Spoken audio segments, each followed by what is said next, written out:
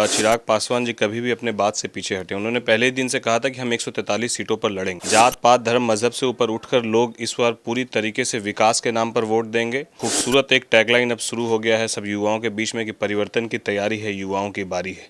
नमस्कार, आप देख रहे हैं लाइव सिटीज। मैं हूं आपके साथ सौरभ राज। हमारे साथ है भागलपुर के डिप्टी मेयर राजेश वर्मा, जो भागलपुर विधानसभा सीट से लोजपा के प्रत्याशी हैं। इनसे जानेंगे कि इनकी अभी तक तैयारी कैसी है और क्या भाजपा और कांग्रेस को विधानसभा चुनाव में हराएंगे। राजेश जी, स्वागत है लाइव सिटीज पे। बहुत बहुत धन्यवाद। चिराग पासवान ने आपको लेकर के भागलपुर सीट पे कह सकते हैं कि भाजपा से भी कह सकते हैं दुश्मनी मोल ली है। कैसी तैयारी चल रही है? नहीं, मुझे नहीं लगता है कि चिराग पासवान जी कभी भी अपने बात से पीछे हटे। उन्होंने पहले ही दिन से कहा था कि हम 143 सीटों पर लड़ेंगे और 122 सीटों पर जदयू लड़ी है। उसके अलावा जो हमारे पास लगभग 21 सीटें हैं वो सीटें थी जहां पर उनके पास मजबूत प्रत्याशी थे, जहां पर प्रत्याशी उनको लगता है कि जो निकाल सकते हैं सीट, उन लोगों पर माननीय हमारे राष्ट्रीय अध्यक्ष जी ने विश्वास किया और उनको आज इस चुनावी मैदान में उतारे हैं। कैसी तैयारी चल रही है पूरे विधानसभा में आप? देखिए, मेरे लिए ये गौरव की बात है कि मैं जिस भी क्षेत्र में जा रहा हूँ और यहाँ पर इस बार लोगों ने मन बना लिया है। जात पात धर्म मजहब से ऊपर उठकर लोग इस बार पूरी तरीके से विकास के नाम पर वोट देंगे और बड़ा खूबसूरत एक टैगलाइन अब शुरू हो गया है सब युवाओं के बीच में कि परिवर्तन की तैयारी है, युवाओं की बारी है। तो मुझे लगता है कि इस बार शहर के लोग सभी जात पात धर्म मजहब पार्टी बेसिस से ऊपर हटकर विकास के नाम पर वोट देंगे। जो उनके लिए आवाज़ बुलंद करते हैं, जो शहर की समस्याओं के लिए आवाज़ बुलंद करते हैं, इस बार शहर उनके साथ रहेगा। आपके सामने बीजेपी भी है, आपके सामने कांग्रेस भी है, पप्पू यादव के कैंडिडेट है, पुष्पप्रिया चौधरी के कैंडिडेट है। क्या कौन टक्कर देगा सबसे ज़्यादा आपको? नहीं, मुझे लगता है कि मेरी लड़ाई किसी पार्टी से नहीं, मेरी लड़ाई उस सोच से है जो सोच के माध्यम से हर बार अलग अलग जनप्रतिनिधि शहर के लोगों को ठगने का काम करते हैं। शहर की कई मूलभूत समस्याएं हैं जैसे कि यहाँ पर हमारे दक्षिणी क्षेत्र का भोलानाथ पुल हो या दक्षिणी क्षेत्र कई सालों से विकास से पूरी तरीके से अवरुद्ध हो, हर घर जल का नल पहुँचाने की जो बात हो, चाहे शहर के पूरे ड्रेनेज सिस्टम को दुरुस्त करने की बात हो, चाहे जर्जर पोल और तार को बदलने की बात हो, चाहे अनेकों ऐसी चीज़ें हैं कमोबेश जिसमें बुनकरों की सबसे मुख्य समस्या है। आज हमारा शहर बुनकरों के कारण जो हमारे शहर को एक अलग पहचान मिली है और उन बुनकरों को सब्सिडी देने के बजाय उनके ऊपर कमर्शियल टैक्स लगा देना, उनके ऊपर अलग अलग माध्यम से टैक्सेस लगाकर कहीं ना कहीं उनके मनोबल को गिराना, तो ये बहुत सारी समस्याएं हैं जिस पर आज तक इतने कार्यकाल में जो भी जनप्रतिनिधि चुने गए वो या तो मौन रहे या गौन रहे। तो इस बार जनता चाहती है कि किसी ऐसे व्यक्ति को हम सदन तक भेजें जो हमारे लिए सदन में भी आवाज़ बुलंद करे और इन समस्याओं को मजबूती से सदन में रखने का काम करे। आप भागलपुर के डिप्टी मेयर भी रहे हैं और हैं भी अभी वर्तमान में। आप भी युवाओं को लेकर के काफ़ी एक्टिव रहे हैं। क्या इस बार चुनाव, इस विधानसभा चुनाव में भी युवाओं को लेकर के ही आप लोगों के बीच में जाएंगे कि युवा को मतलब सबसे फर्स्ट में रखना है? नहीं, देखिए, एक युवा होने के नाते स्वाभाविक है मेरा रुझान युवाओं के प्रति हमेशा रहा है और आगे भी रहेगा।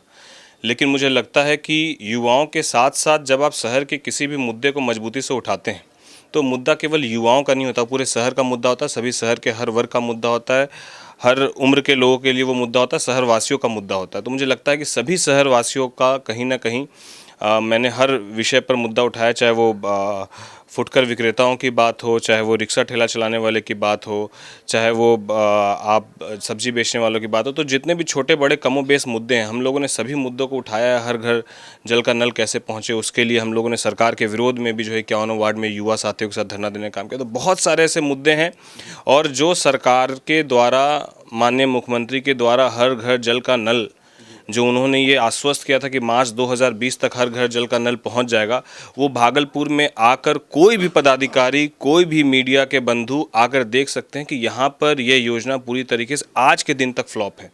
यहाँ हर घर जल का जो योजना है वो पूरी तरीके से धरातल पर नहीं है। यहाँ आज भी लोग मीलों दूर जाकर पानी लेकर आ रहे हैं। आज भी 51 वार्ड की स्थिति क्या दयनीय है वो यहाँ के स्थानीय लोगों से आप पूछ के पता कर सकते हैं। राष्ट्रीय अध्यक्ष चिराग पासवान भी नीतीश सरकार पे लगातार हमलावर हैं, आप भी लगातार नीतीश सरकार पे हमलावर कर रहे हैं, लेकिन विपक्ष में नरेंद्र मोदी का कैंडिडेट है सर।